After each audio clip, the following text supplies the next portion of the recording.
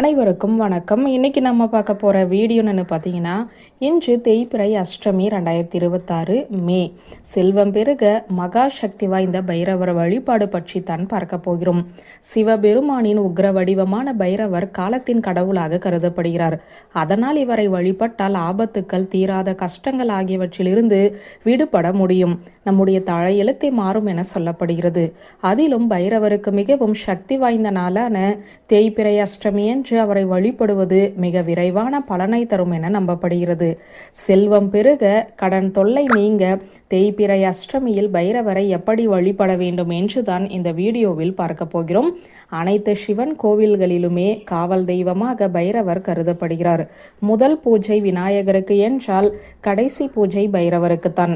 பயம், பாவம், தீய சக்திகள், எதிரிகள், விபத்துக்கள் ஆகியவற்றிலிருந்து பக்தர்களை பாதுகாக்கும் அதிசக்தி வாய்ந்த சிவஸ்வரூபம் பைரவர்தான். இவரே காலத்தை கட்டுக்குள் வைக்கும் கடவுளாக கருதப்படுகிறார். பைரவர் என்ற சொல்லுக்கு பயத்தை அகற்றுபவர் என்றுதான் அர்த்தம்.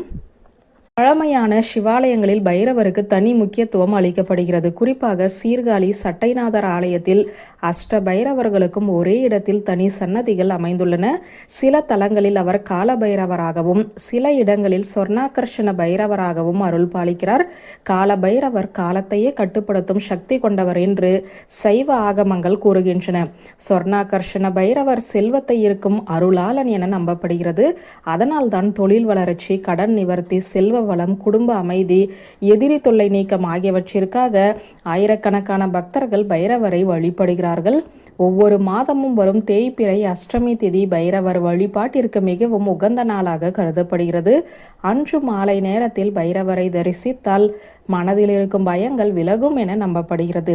திருச்சி பெரிய கடை வீதியில் அமைந்துள்ள ஸ்ரீ பைரவநாதர் ஆலயம் இதற்காக மிகவும் பிரசித்தி பெற்றது. அங்கு தேய்பிறை அஷ்டமி நாளில் ஹோமங்கள், அபிஷேகங்கள், சிறப்பு பூஜைகள் மிக விமர்சையாக நடைபெறுகின்றன. ஒவ்வொரு ராசிக்காரர்களுக்குமே தனித்தனி அபிஷேக பொருட்கள் பயன்படுத்தப்படுகின்றன என்பது இந்த தலத்தின் தனிச்சிறப்பு.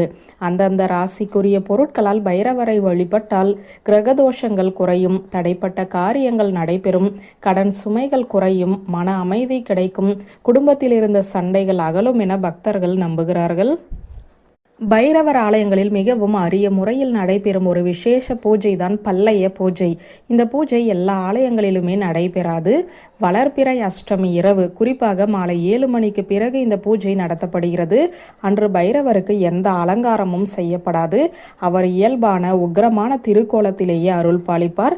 அவருக்கு முன்பாக தரையில் வாழை இலைகள் விரித்து அதன் மேல் தயிர் சாதம், கதம்ப சாதம், உளுந்து வடை, மிளகு வடை, கார உணவுகள் போன்றவை படைக்கப்படுகின்றன. பின்னர் தீபாராதனை செய்து அந்த நிவேதனங்கள் பக்தர்களுக்கு வழங்கப்படுகின்றன. இந்த பல்லைய பூஜை தரிசனம் செய்வதால் மரண பயம் நீங்கும், விபத்துக்கள் தவிர்க்கப்படும், எதிரிகளின் சக்தி குறையும், தீய திருஷ்டி அகலும், நோய்கள் குறையும், கிரகதோஷங்கள் விலகும், செல்வ வளம் பெருகும், தம்பதிகளுக்கு இடையேயான மனக்கசப்புகள் அகலும் என பக்தர்கள் நம்பி வருகிறார்கள்.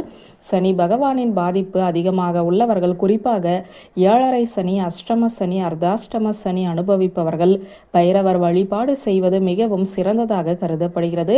பல்லைய பூஜையில் கலந்து கொண்டு மிளகு தீபம் ஏற்றி அலரிப்பூவால், அதாவது அரளிப்பூவால் பூஜை செய்தால், அதாவது அர்ச்சனை செய்யும் போது சனியின் தாக்கம் குறையும் என சிவ ஆகம முறைகளில் சொல்லப்படுகிறது. அதிலும் சனிக்கிழமையில் பெருமாளுக்குரிய திருவோண நட்சத்திரமும் இன்று வந்திருப்பதால் பைரவருக்குரிய தேய்பிறை அஷ்டமியும் இணைந்து வருவது மிகவும் விசேஷம். இந்த நாளில் பைரவரை வழிபடுவதால் செல்வம் பெருகுவதுடன் விபத்துக்கள், ஆபத்துக்களில் இருந்தும் நம்மை காத்துக்கொள்ள முடியும். வியூவர்ஸ், இந்த வீடியோ உங்களுக்கு பிடித்திருந்த லைக், கமெண்ட், ஷேர் பண்ணுங்க. நன்றி.